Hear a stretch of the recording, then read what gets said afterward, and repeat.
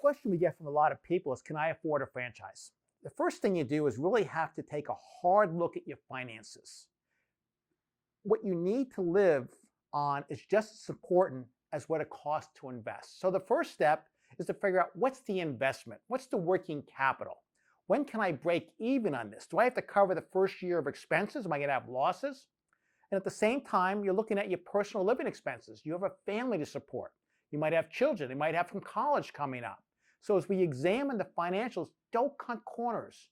Look at what you have to work with. Look at what cash you have in the bank. What are your liquid assets you can put into this?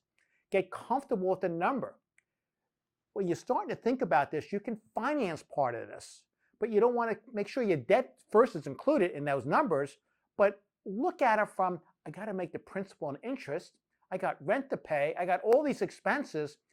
You need some professional help when you're doing this to make sure you're not missing out on anything.